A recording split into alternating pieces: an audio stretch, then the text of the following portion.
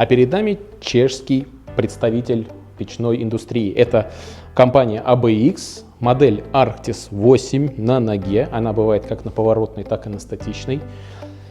Используется теплонакопительный камень. В данном случае у нас здесь бразильский песчаник с красивейшими просто прожилинами. Смотрится это нереально круто как в интерьере, так и просто в отдельном шоуруме.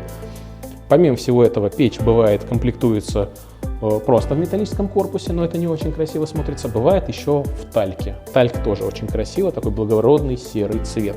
Но в данном случае у нас здесь модель в бразильском песчанике.